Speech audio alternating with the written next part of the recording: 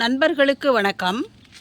தைப்பட்டத்துக்கு நம்ம நட்ட செடிகளுக்கெல்லாம் இப்போ ஒரு 20 நாளைக்கு மேலே ஆயிடுச்சு. இந்த சமயத்தில் நாம் மேல் உரம் கொடுக்கணும். அந்த மாதிரி மேல் உரம் கொடுத்தா தான் அடுத்த ஸ்டேஜ், அதாவது இந்த செடிகள் வேகமாக வளர்ந்து பூக்கிறதுக்கு ஏதுவாக இருக்கும். இதுவரையிலையும் அந்த செடிகள் மண்ணில் நல்லா வேற ஊன்றதுக்காக தான் நாம் அடி உரம் கொடுத்துருக்கோம். அந்த அடி உரத்தை பிடிச்சிக்கிட்டு இந்த செடிகள் எல்லாம் நல்லா வளர்ந்து வந்துருச்சு. இதுக்கு மேற்கொண்டும் நம்ம நல்ல மகசூலை எதிர்பார்க்கணும் அப்படின்னு சொன்னாக்க அதுக்கு தகுந்தது மாதிரி உரம் கொடுக்கணும். செடிகளும் ஆரோக்கியமாக வளரணும், அதே சமயம் பூக்களும் நிறையா வைக்கணும். அந்த மாதிரி ஒரு உரத்தை நாம் இப்போ தயார் பண்ணி கொடுப்போம். செடிகளை நடவு செய்த பிறகு 1 மாதம் வரைக்கும் செடிகள் நல்லா உயரமாக வளரணும், பச்சையாக வளரணும் அப்படிங்கிறதுக்கு தான் நம்ம கான்சன்ட்ரேஷன் கொடுப்போம். அந்த வகையில் இங்கே பார்த்தீங்கன்னாக்க தோட்டத்தில் நம்ம தைப்பட்டத்துக்கு நட்ட தக்காளி செடிகள் எல்லாம் நல்லா வளர்ந்து வந்துக்கிட்டு இருக்குது.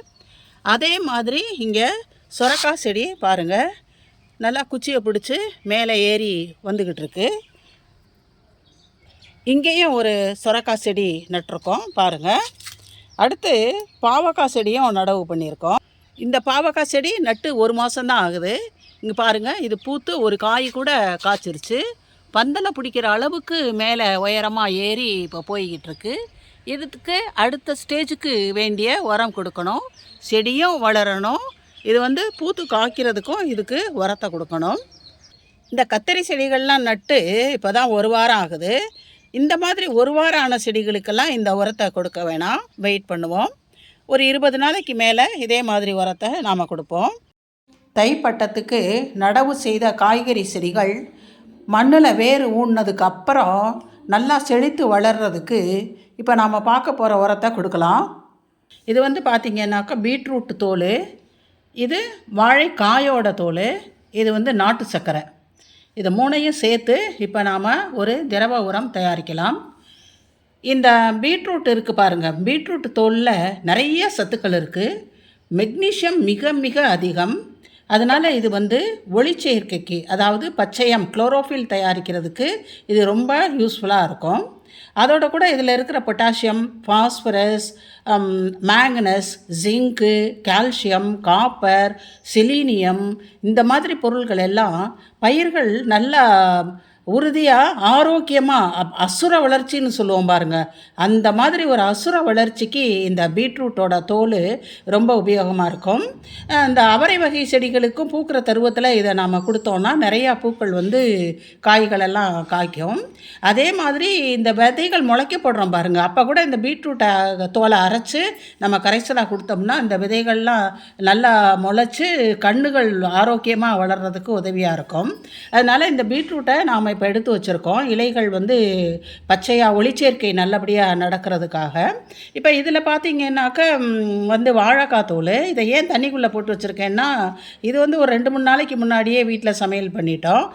அப்போ எனக்கு பீட்ரூட் தோல் இல்லை, அதனால் பீட்ரூட் தோல் வர்ற வரைக்கும் இது ஊறிக்கிட்டு இருக்கட்டும் அப்படின்ட்டு இந்த மாதிரி போட்டு தண்ணியை ஊற்றி வச்சேன்.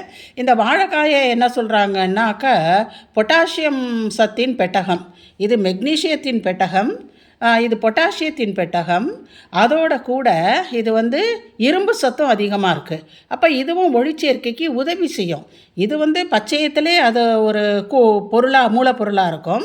இது அந்த பச்சையம் உருவாகிறதுக்கு உதவி செய்யும். அதோட கூட இதில் இருக்கக்கூடிய அந்த அதிகப்படியான பொட்டாசியம் சத்து செடிகள் நல்லா ஆரோக்கியமாக வளர்கிறதுக்கும், நோய் எதிர்ப்பு சக்தி, அடுத்து பூச்சி தாக்குதலை தாண்டி வளரக்கூடிய அந்த அமைப்பை தரும்.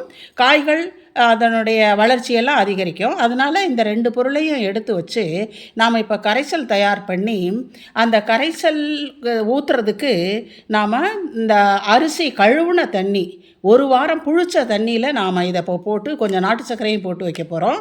ஆல்ரெடி அதில் நுண்ணுயிரிகள் வளர்ந்துருக்கு. இந்த நுண்ணுயிரிகள் இன்னும் பெருகி வளர்கிறதுக்காக இந்த நாட்டு சர்க்கரையும் போடுறோம். இதை 1 நாள் வச்சுருந்து அடுத்த நாள் கொடுக்கலாம்.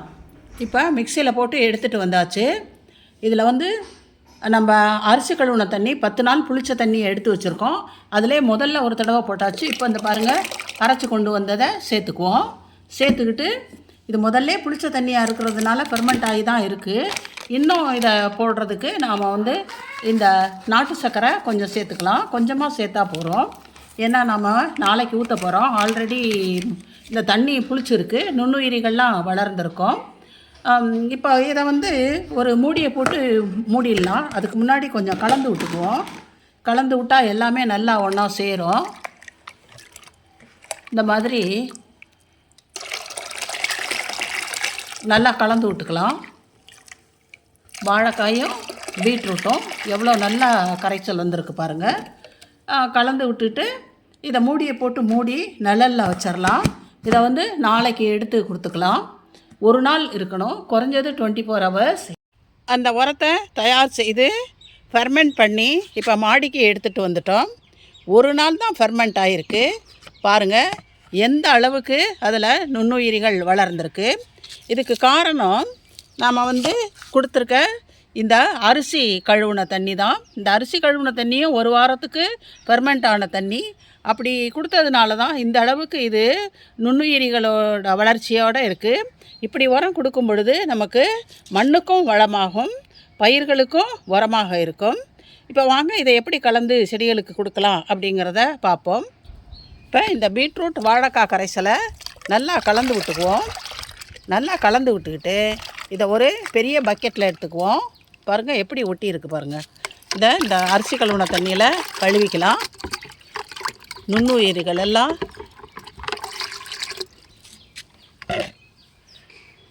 இந்த கரைசலை இந்த பக்கெட்டில் எடுத்துக்கலாம். இது வந்து 4 லிட்டர் இருக்குது. இந்த 4 லிட்டரோடு சேர்த்து நாம் ஒரு 16 லிட்டர் தண்ணி, அதாவது அரிசி கழுவுன தண்ணியும் சாதா தண்ணியும் எடுத்து இந்த கரைசலை 20 லிட்டராக நாம் இப்போ மாற்றிக்குவோம்.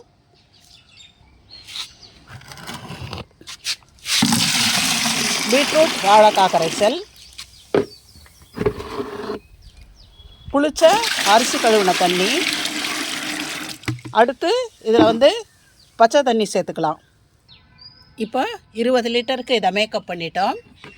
இந்த உரத்தை எடுத்துகிட்டு போய் நம்ம எல்லா செடிகளுக்கும் மண்ணுக்கு கொடுத்துருவோம். தை மாதத்தில் நடவு செஞ்ச இந்த செடிகளுக்கு கொடுத்துடலாம். இந்த பாருங்கள் வேரை சுற்றி கொடுக்குறோம். சொரக்காய் செடிக்கு இது இந்த கரைசலை கொடுத்ததுக்கப்புறம் எவ்வளோ கிடுகிடுன்னு செடிகள் வளருது அப்படிங்கிறத பார்க்கலாம். நம்ம பக்கத்துலேயே ஒரு தக்காளி செடி இருக்குது, அதுக்கும் கொடுத்துடலாம். அதுக்கு அடுத்தது ஒரு சொரக்காய் செடி இருக்குது பாருங்கள். இதுக்கும் நாம் வந்து வேருக்கு கொடுத்துருவோம். இந்த பாவக்காய் செடிக்கும் கொடுத்துடலாம். ஒரு 10 தொட்டிக்கு மேலே தக்காளி செடி நடவு பண்ணியிருக்கோம்.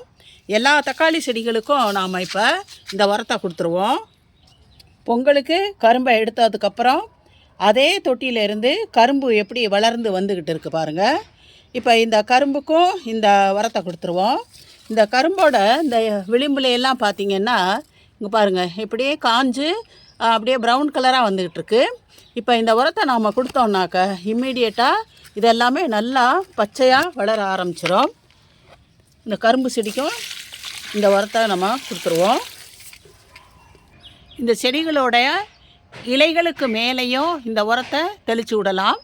இலைகள் வழியாக உரம் ரொம்ப சீக்கிரமாக போய் சேரும். தெளிக்கிறதுக்கு நாம் இப்படி வடிகட்டி எடுத்துக்குவோம். வடிகட்டிட்டு கையாலேயே தெளித்து விடலாம். காரணம் ஸ்ப்ரேயர் வச்சு ஃபோர்ஸ்ஃபுல்லாக அடித்தோம் அப்படின்னு சொன்னாக்க இந்த இளம் செடிகள் டெண்டராக இருக்க செடிகள்லாம் தாங்காது. அதனால் ஜென்டலாக கையாலேயே தெளித்து விடலாம். பட்டம் பார்த்து பயிர் செய்யணும், பருவம் பார்த்து உரம் கொடுக்கணும் அப்படின்னு சொல்லுவாங்க. பருவம்னா என்ன அப்படின்னாக்க அந்த செடி எந்த பருவத்தில் இருக்குது, பூக்கிற பருவத்தில் இருக்கா, காய்க்கிற பருவத்தில் இருக்கா, வளர்கிற பருவத்தில் இருக்கா அப்படின்னு நாம் அதை வந்து கேர்ஃபுல்லாக கவனித்து அதுக்கு தகுந்தது மாதிரி உரங்களை கொடுக்கணும். இப்போ நாம் வளர்கிற நிலையில் இருக்கக்கூடிய செடிகளுக்கு தான் உரத்தை கொடுத்துக்கிட்டு இருக்கோம்.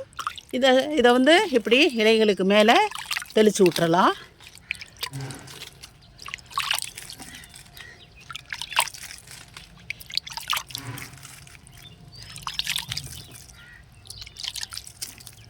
இந்த மாதிரி எல்லா செடிகளுக்கு மேலேயும் தெளித்து விடுவோம்.